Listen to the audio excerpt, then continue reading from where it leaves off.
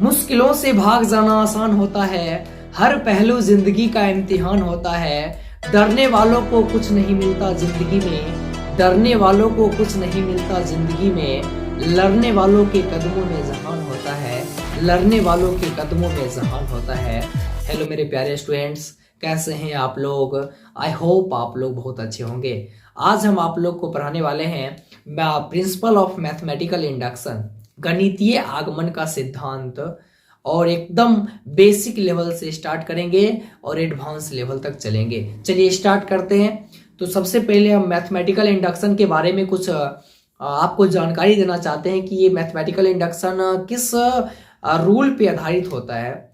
तो आप लोग शायद कोई वीडियो देखे होंगे, उसमें दिखता है कि बहुत सारे ताश के पत्ते एक के बाद ऐसे ऐसे ऐसे ऐसे रखा होता है, और एक को टच करने से वीडियो में दिखाया जाता है कि एक को टच करता है और उसके कारण सभी ताश के पत्ते जो खड़े रहते हैं वो एक एक करके क्या हो जाते हैं, गिर जाते हैं। तो ये जो एक सीरीज दिखता है मुझे, यही मैथमेटिकल इंडक्शन के बेस पर आधारित होता है। अब इसी के बारे में थोड़ी जानकारी लेंगे। यहाँ भी दिख रहा है मुझे, कहता है कि एक देखिए मानो ये ताश का पत्ता है और ऐसे रखा हुआ है, सभी पार्ट ऐसे ऐसे रखे हुए हैं, और एक पत्ता मानो ये पत्ता गिर रहा है, एक पत्ता को गिराने के कारण सभी पत्ते क्या हो जाएंगे, एक एक करके क्या हो जाएंगे, गिर जाएंगे। ठीक है, तो जब पत्ते एक को गिराने के कारण सभी पत्ते एक दूसरे के साथ अटैच हो के गिर जाते हैं, तो इसे हम लोग कहते हैं, इसे गिरने की घटना को, ये जब गिरते हैं तो इस गिरने के घटना को हम लोग कहते हैं डोमिनोज। इसे हम लोग कहते हैं डोमिनोज इफेक्ट, इसे हम लोग कहते हैं डोमिनोज इफेक्ट्स। मतलब पूछेगा कि कोई ताश का पत्ता, कोई टाइल्स जो होते हैं, वो जब गिरना स्टार्ट करता है तो गिरने के घटना को क्या कहते हैं, तो हम लोग क्या कहते हैं, उसे डोमिनोज इफेक्ट्स कहते हैं। ये हो गया बातें। अब ये जो गिरता है, आप खुद बताइए कि मानो ये तीन है, तीन में सबसे पहला मैं क्या करता हूं कि फर्स्ट टाइल पे ऐसे टच करता हूं, है ना। पहले टाइल पे हम टच करते हैं, जिसके कारण और सभी टाइल क्या होते हैं, गिर जाते हैं। तो इसके कुछ गिरने के और रखने के कुछ स्टेटमेंट होते हैं। उस स्टेटमेंट को पहले हम समझ लेते हैं। तो यहाँ पे देखिए, यहाँ पे लिखा हुआ है कि द फर्स्ट टाइल फॉल्स। इसका मतलब यह है कि ये जो गिरेगा, ये जो इफेक्ट होगा, इसके दो रूल हैं, जिसमें कहता है कि पहला दी फर्स्ट टाइल फॉल्स, यानी जब तक हम पहले टाइल को टच नहीं करेंगे और सभी टाइल्स नहीं गिर सकते हैं। तो सबसे पहला स्टेटमेंट है कि पहला टाइल को टच करना बहुत ही क्या है, नेसेसरी है, वही लिखा है दी फर्स्ट टाइल फॉल्स।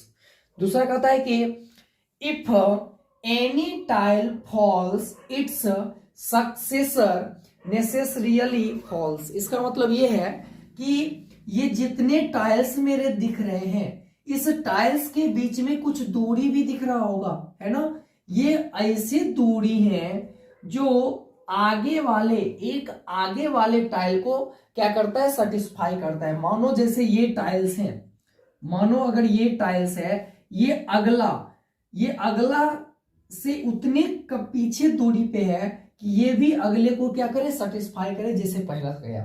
ठीक है, यही आपका सेकेंड स्टेटमेंट है। अब जो ये पहला स्टेटमेंट है, ये मेरा बेस है, इसके बिना मैथमेटिकल इंडक्शन क्या है, तो स्टेटमेंट है। तो द फर्स्ट टाइल फॉल्स, ये मेरा पहला स्टेटमेंट है, जिसे हम लोग कहते हैं बेस स्टेटमेंट। और जो सेकेंड ये है, सेकेंड वाले को कहां पे लिख दूं, तो सेकेंड वाले को यहां पे लिख देते हैं।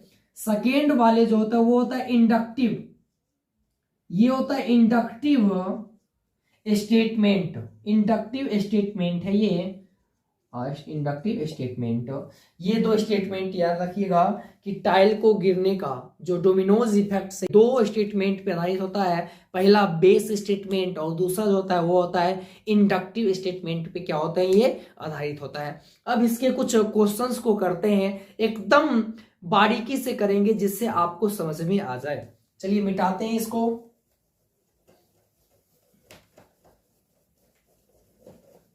देखिए बहुत आसान है, अगर समझने की कोशिश कीजिएगा तो ये बहुत आसान चैप्टर है। सिर्फ और सिर्फ इसमें क्या है कि ये भी एक ऐसा पार्ट है जिसमें आगे सोचते चले जाते हैं। वैसे ही टाइप का कल मतलब कुछ दिन पहले ही हम तुमको बताए थे कि एक इन्फिनाइट का रामानुजन में भी क्या था, इन्फिनाइट टर्म तक चला जाता था, है ना। वैसे ही टाइप में इसमें भी है, लेकिन उसमें इन्फिनाइट था, इसमें एक एन टर्म तक चलना होता है, ठीक है।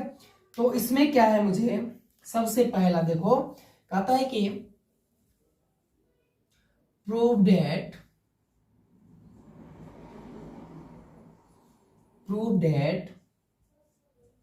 फॉर ऑल नेचुरल नंबर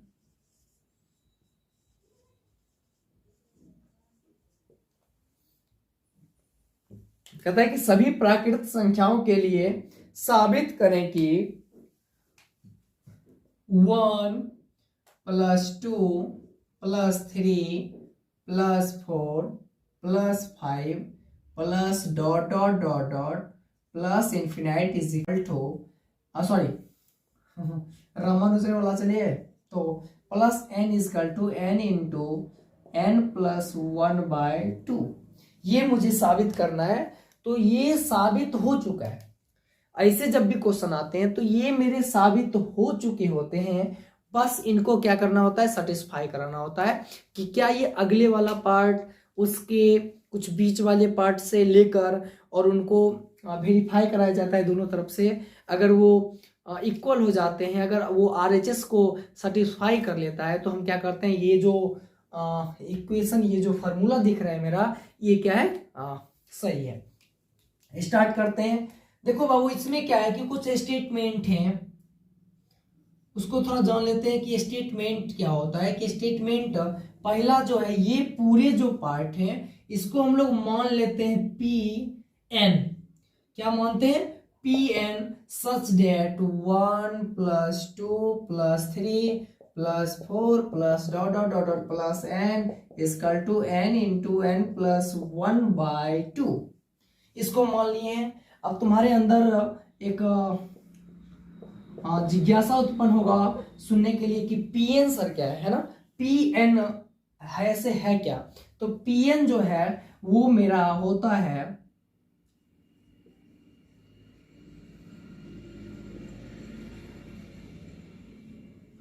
ये मेरा प्रोपोजिशन है, या इसी को लोग बोल सकते हैं mathematical, METHEMATICAL, mathematical statement. Mathematical क्या होता है, ये स्टेटमेंट है क्या, तो Pn क्या है बाबू, Pn। कोई पूछेगा Pn क्या होता है, तो वो एक होता है मैथमेटिकल स्टेटमेंट, या बोल सकते हैं प्रोपोजिशन स्टेटमेंट बोल सकते हैं। चलिए आगे चर्चा करते हैं इसमें। अब इसमें भी जस्ट आपको बताए हैं कि ये सबसे पहले इनके स्टेप जो होते हैं वो दो होते हैं। इनको बनाने के दो रूल हैं। सबसे पहला है कि ये फर्स्ट पहला टाइल को सेटिस्फाई करेगा, और दूसरा है कि उनके बीच की दूरी दिख रहा था, तो बीच वाले को एक टाइल को लेके और उसका अगला टाइल को देखेंगे क्या वो सेटिस्फाई कर रहा है। अगर वो दोनों सेटिस्फाई कर रहा है तो हम कहेंगे कि ये जो इक्वेशन है, ये क्या, सॉरी फार्मूला जो है ये क्या है, सही है। चलिए सबसे पहला जो स्टेप है, सबसे पहला जो आपका स्टेप है, कहता है स्टेप फर्स्ट। और स्टेप फर्स्ट जो है आपका वो कहता है कि बेसिक। स्टेप फर्स्ट मतलब क्या, बेसिक स्टेटमेंट, है ना। तो बेसिक स्टेटमेंट मेरा क्या होता है, थोड़ा देख लीजिए। स्टेप फर्स्ट में कहता है कि बेसिक स्टेटमेंट होना चाहिए, मतलब क्या है कि Pn जहां पे एक होना चाहिए, n के स्थान पे क्या होना चाहिए, एक होना चाहिए।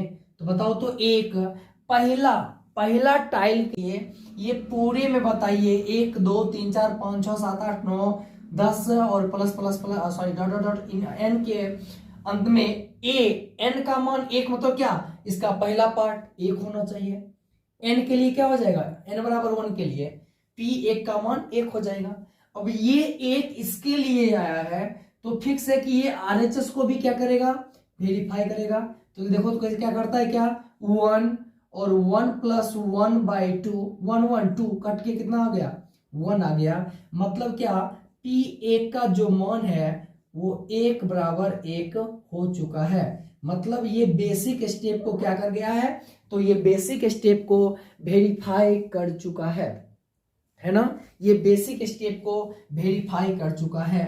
क्या इसको हम यहां पे लिख दूं, P1 is equal to P1 such that 1 is equal to 1, ये पहले स्टेटमेंट को सेटिस्फाई कर चुका है।